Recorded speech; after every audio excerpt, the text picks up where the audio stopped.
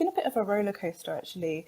So the reason this job appealed to me so much was because of the pandemic and the thought of putting out work that actually really benefits people and trying to combat misinformation. That is such a huge part of healthcare comms.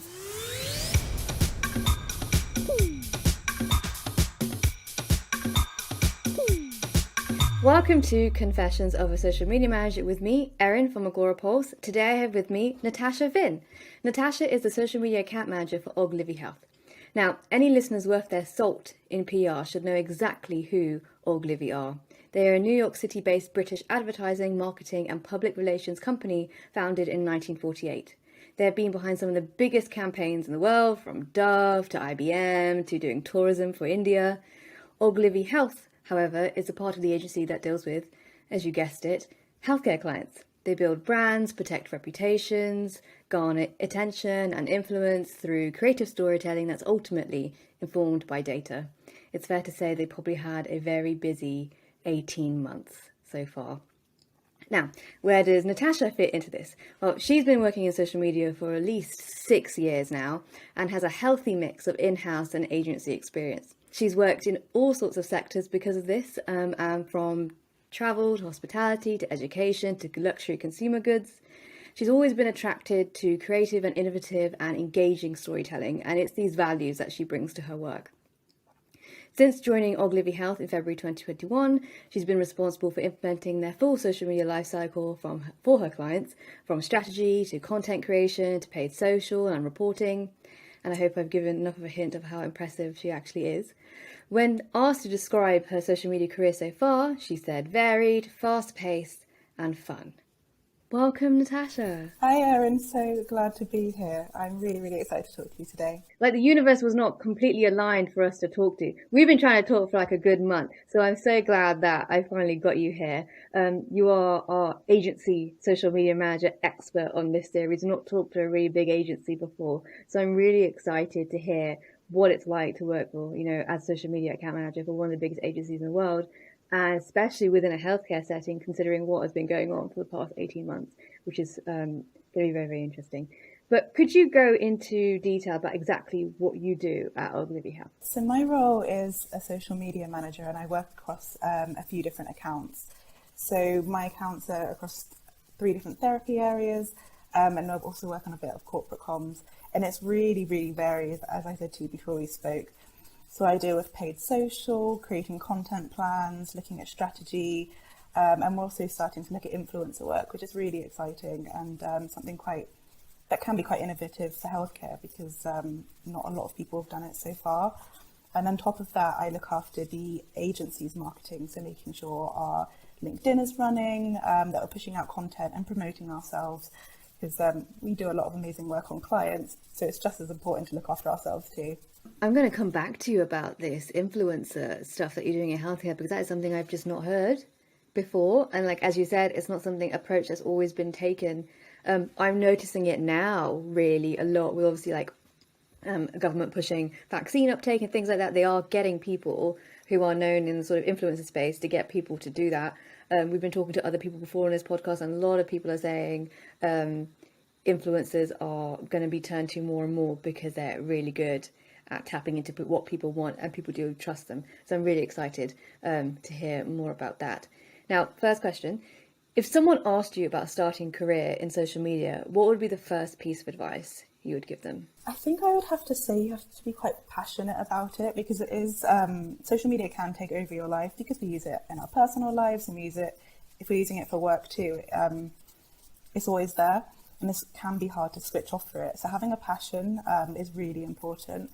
And the other thing, which I wish somebody told me, was to research all the time, make sure you know what's going on with platform updates and different content formats, because things change so quickly. Now, how are you keeping on top of that research? Because you've got to do your day job, that has to happen. But where are you finding the time to look at some extra stuff? So I get a lot of newsletters with social media updates. One of my favorites is the Social Media Geek Out. I love to read that. And I usually read them on the train or when I'm commuting. Now that we've come back into the office, that is the perfect time to read and the easiest way to. And also, I am a member of a lot of Facebook groups for social media managers. So the Social Media Geek Out Facebook group's another one. that I'm a fan of, and just seeing what other people are doing and what people are talking about. I think LinkedIn's a really great tool to see social media managers talk about different updates too. It's interesting, like, now you've got the commute back. It's sort of that I don't have the commute at the moment. So it's just like the way I get my information is like when I'm like in the middle of like cooking something or in between tasks, I'm like sort of like looking at what everyone else is doing and also nicking content ideas. Which is not, I mean, it's not nicking is a strong word, isn't it? It's very much like, taking inspiration, but it's very much stealing what everyone else is doing. Now, what is a typical day like for you at Ogilvy Health? You've got so many different clients. How do you sort of manage a typical day? Because there is so many different clients, I think there's a lot of project management that needs to be involved. So I have just started using Trello to map out the different things that I need to do each day. So I break my boards into the different clients and then admin and things for the agency too. But something that I do every single day without fail is monitoring my paid ads. That is something I do every morning just to check what they're doing, whether any countries are eating up too much budget, or if I need to switch off an ad because it's eating up too much budget and I want to let something else see the light of day. That is something I do every morning. And also client liaison is a huge part of my role too, because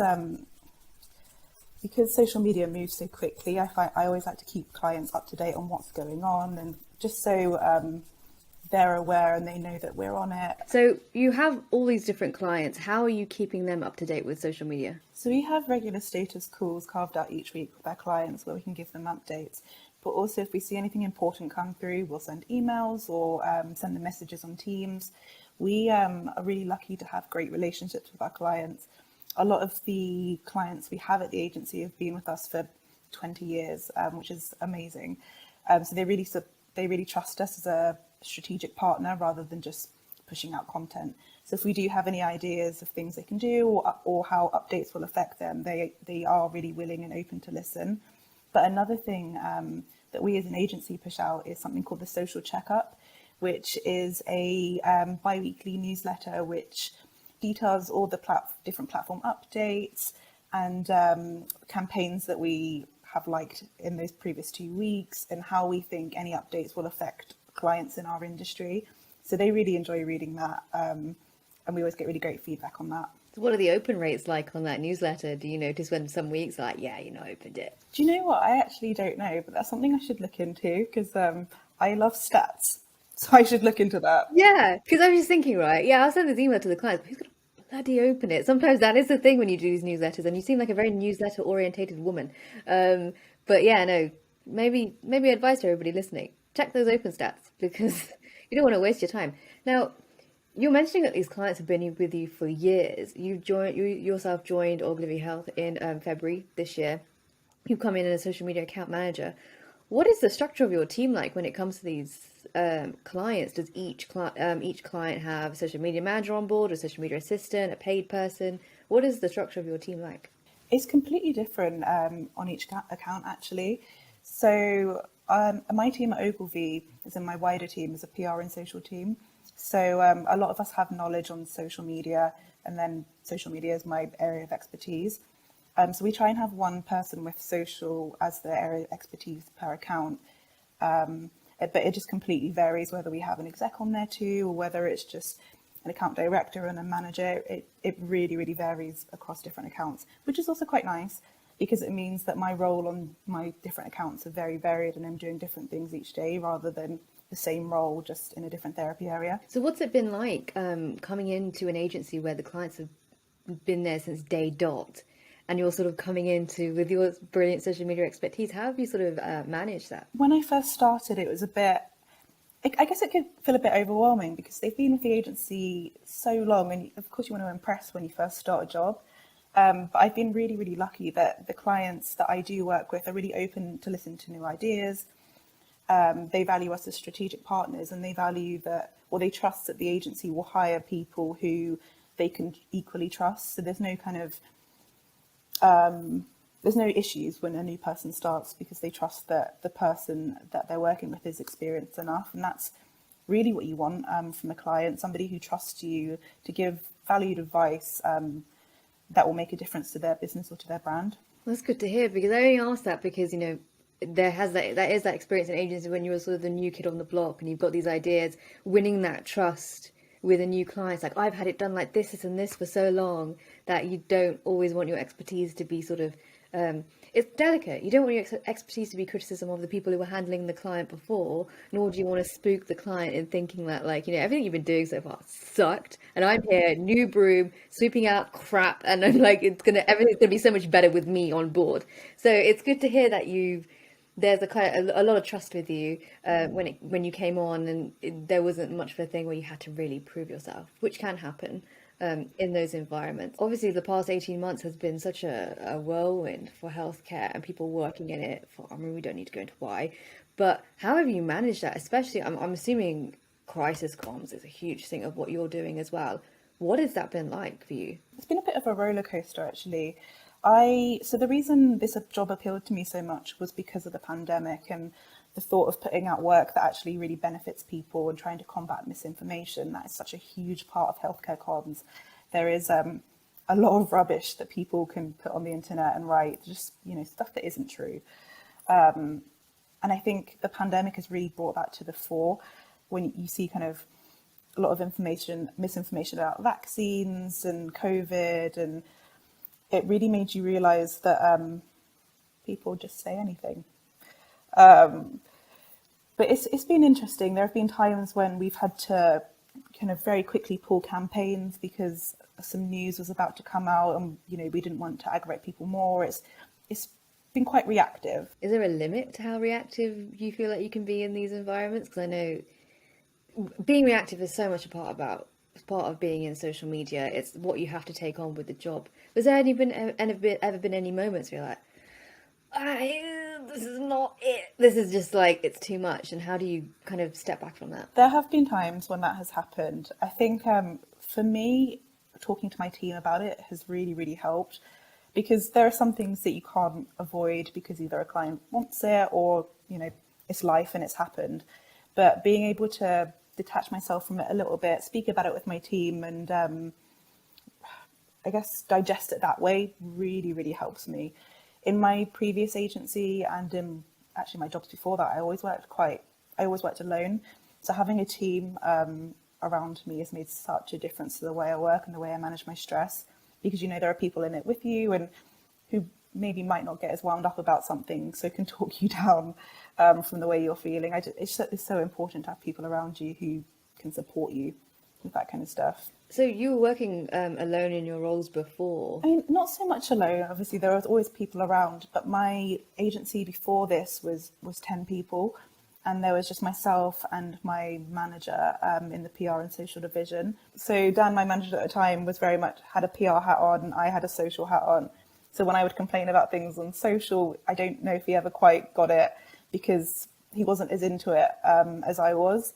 But now, kind of surrounding myself with people who are just as passionate about social as I am, I love it.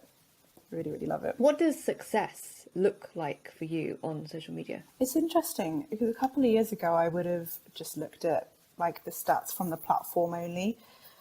But the way I've kind of changed my thinking is you have to look at what the end result is. So, for example, I work on a podcast, another thing which I really love doing. And we put out promotion for the podcast, we promote the episodes, and then we also run an always on kind of promotional strategy where we promote the whole series. So if I'm promoting something on social and I can see the stats on the platforms are great, I'm like, okay, that's a measure of success. But if it's not converting into subscribers and listens and downloads, then what was the point of that social promotion in the first place? So I think my thinking has gone one step further and always just looking at the end result, as well as the social platform results, of course, because they're equally as important to driving traffic or whatever it is you want to do. But I think something else which is really important is looking at your share of voice and whether the content you're putting out or promotion or whatever it is making an impact in your field, whether people are changing their behaviour or understanding more of what you're trying to do. And I think also just having people engaging with you and building a community. At my previous job role, building a community was a huge, huge part of what I wanted to do. And it meant that you had I guess, influencers who weren't really influencers, but would always would speak about your brand to other people. And I think the power of social is really, really great for that. So I think what I'm hearing from you is that those long-term goals with something are always just super important. Like those bigger KPIs of like, okay, we want the downloads, go to the website, go do this eventually with this bigger picture, has to be in your mind's eye when it comes to success, and not always maybe focusing on the granular stuff that are quite immediate to you, and tracking those likes week on week out, very very in an obsessed way, which does happen on social. We've all been there. But you're also quite involved with paid. What is your approach then, organic versus paid? Because everyone's really trying to figure out how they approach those two things in a useful and timely manner. It's funny because a couple of years ago, organic was my main way of pushing out content. The account that I used to work on then always did really, really, really well organically. And then it was like something switched and that stopped working. So at the moment, I focus most of my energy and time on paid because that's really where you're going to get the difference. The algorithms are ruining our lives and making it so that organic just doesn't really make a difference anymore. So if I'm putting content plans together, paid is always, I'd say about 80% paid and 20% organic is the strategy that we try to go for. Now, where are you doing this paid stuff? Facebook, LinkedIn, Twitter, Instagram. I would love to start doing stuff on TikTok, but again, that's something that the healthcare world isn't quite ready for yet. You are clearly a paid master. Which site is doing well with paid at the moment? Which one are you finding quite easy to get results on? I'd say the Facebook or Twitter is working the best for us at the moment.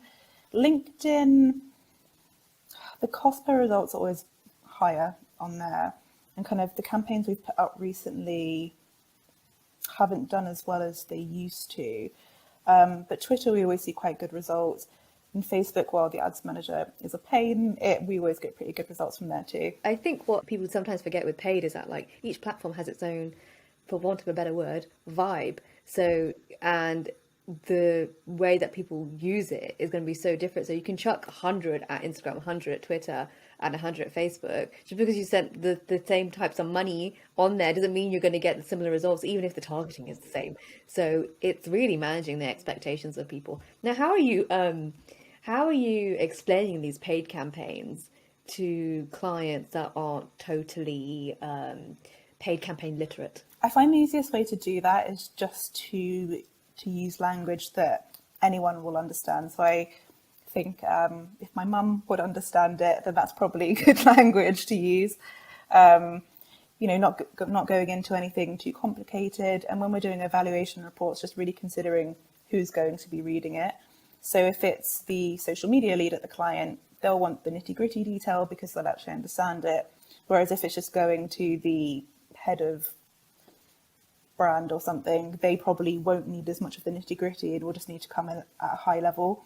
So it's just, I guess, understanding who the report's going to and their level of understanding. That's brilliant advice, and it's something that you do end up learning over time when you're getting to know these clients. It's like, okay, what are they comfortable with? What are they not? What's going to go over their head? Agency life is busy. Everyone knows that. How are you managing that sort of work-life balance within an agency, but also doing social media within an agency? Agency life is very, very busy. I can't deny that. But I think because I love my job so much, it doesn't feel quite as bad. Like there have been some roles where I've been working late and I have not enjoyed it. But I found at this job, I, could work till 8 or 9 and actually not cry about it. I just, it's better to get the work done. And it's actually work that I enjoy doing, which I think plays a part in it. But again, people need to have breaks. So making sure that I've taken my holiday has been key for me too, because, we all get exhausted. We all need to switch off. So annual leave is a godsend as well. Yeah, annual leave, getting that cover for annual leave, putting the out of office on, not having a stray hand on Twitter is very hard on annual leave. Yeah, that's something I struggle with. Switching off is something I'm not amazing at. I have gotten better at it over time because I have an amazing team that I trust that will do the work that I would have been doing if I was in.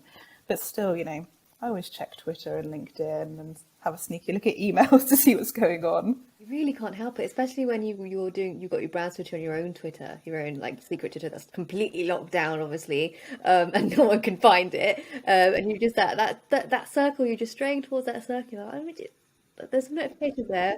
Don't touch it. Don't touch it. I've been doing that today.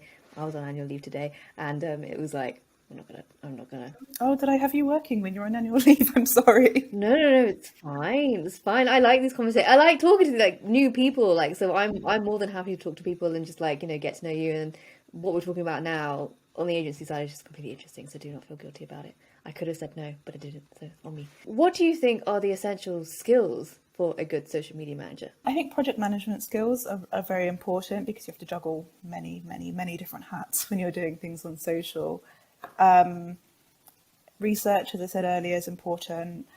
And I guess the creative, well, it depends what you're doing in social, but creativity always helps, coming up with new ideas. And, as we said earlier, seeing somebody else's campaign and thinking, oh, that was a really good idea. How could I adapt that and use it in something in my line of work? But I always find that these ideas never come to me between 9 a.m. and 5 p.m. They come to me at 2 a.m. or when I'm out for a walk. And so I always have a notepad or something with me to jot down these ideas because they will never come in working hours. That is exactly it. When it comes to creativity in this job, it is vital because you do have to keep moving and thinking about the next thing. But it is hard to sort of bake in, okay, 9 till 11, I'm going to be Mrs. Creative and I'm going to come up with all these things because I actually tried to do that this week and it just was not happening. It wasn't happening. It doesn't work. So you really have to sort of take the moment where it is and like, okay, I've just come up with like 5 questions I can ask on social media to get me some engagement and then just write them down wherever you can. That's probably the best way to do it so you can keep track of all the brilliant ideas you end up having. I think I read that J.K. Rowling did that for her when she was writing Harry Potter, actually. Something like that. I hope I didn't just make that up and pluck that out of thin air, but I'm sure that she would just jot down ideas and that's how she ended up writing the book. Now, you've had a varied career. You've been a healthy mix, like I said before, of in-house and agency work. What are the biggest learnings that you've had over your career so far? And what would you probably not do again? For me, I really love working in a team, and I think I've realised that in this job. I don't think I could work in silo again, just because through being in a team and such a supportive team, it's made me realise how important it is to have people around you. And I've gotten a lot from all of my jobs, but this is the one where I've actually felt secure and kind of like I have people around me who can help me out if I ever need it. I think I think that's probably one of my main kind of takeouts from the different jobs I've had. And also hard work pays off is a realization that I had quite late on, actually. I think in this job, working hard does get rewarded, even if it feels difficult at the time and people do recognize it. I think that is something I wish I realized a little bit earlier too. How are you defining hard work? When you're passionate about something and kind of you put your best into it, I think that for me is what hard work is. And if you go out of your comfort zone and you're doing things that you wouldn't usually do. Now, how would you summarize your social media journey from where you started to where you are today? I think about this quite a lot. It's something, I don't know why, it always plays on my mind. I remember when I was probably my first year of uni, I got Instagram for the first time. And I got it on my iPod Touch because I didn't have an iPhone at the time. And I only used it for putting filters onto photos. And I think back to then and I look at now and think, my times have changed. So my first job in social media, Twitter, was the main channel that we used. And we were told that we needed to tweet twice a day. And I think do 1 Instagram post a week. All organic, didn't think about paid at all. Moved into my next role, Facebook became the main channel there, didn't touch Instagram, did a little bit of Twitter, a tiny bit of paid. Then moved into my role after that, and Instagram was definitely my main channel, and we had to introduce paid because we weren't going to reach the people we wanted to reach otherwise. And if I look at now, across all channels, paid is such a huge part of what we do. because as I said earlier, organic just isn't cutting it, and it hasn't been cutting it for a while. And I think just all the different platform functionalities, like stories weren't a thing when I first started working in social, and the idea of disappearing content, if I thought about it in 2015 or whatever I started working, it wouldn't have made sense to me. But I think all these functionalities are really, it makes social exciting, and it's made the journey really exciting, keeping up to date with what's going on and trying out different content formats and seeing things that work and maybe that don't work. Clubhouse, again, something which would have seemed so alien back in 2014, because back then, why would you just want to listen to people? It's such an evolving landscape, and it's so interesting. I love that you've got such a positive experience about the way things have changed. That you've tackled the change with good vibes. Where sometimes I'm a bit like, oh my god, another thing, another goddamn thing that I have to think about now. I'm probably looking back with rose-tinted glasses there. At the time when things changed, I'm like, why? Why have you changed this? Why is that button now somewhere else? But looking back, it's romanticized. What do you think the future of social media looks like for your industry? I think there's so much untapped potential in healthcare still, because social media in healthcare is still a relatively new concept because brands are so scared of it for so long. And that makes it really exciting because it will evolve so much in the next couple of years. And I think the pandemic has made it even more important for healthcare to be present on social, to tackle misinformation, to raise awareness. It's going to be a really exciting couple of years, I think. We're going to go on to our quick fire questions now. Are you ready? Yes. First social media site you signed up to? First social media site would have been Bebo, maybe? Clubhouse or Twitter? Twitter. Light mode or dark mode? Definitely dark. Tea or coffee? Coffee. I drink probably 6 cups of coffee a day. It's really not good for me, but I can't help it. Which social media trend out there right now do you absolutely despise? I don't know if it's still a trend, but the one that I've hated over the last year was the everything is cake trend. You know those stupid videos when you'd see like a shoe and it was cake, or a fry up and it was cake. Not everything needs to be cake. I hated that. If you could run any other brand social media, which would it be? KFC has always been a dream of mine. I think their social media communications are hilarious. I quite like the lightheartedness and being able to have fun. I think they run a really great account. So, Natasha, thank you so much for joining us today. I think I've learned so much about healthcare in general and how you do that with social media. And it's a brilliant insight into agency life as it is today. Where can people find you? So we are Ogilvy Health on LinkedIn, Ogilvy Health UK, I should say, not just Ogilvy Health. And I am Natasha Finn on LinkedIn if you want to connect with me, or Tasha Finn 93 on Instagram. So find me, I'm always up for a chat and would love to let you know what we're doing at Ogilvy and what I've been doing in just general social media world.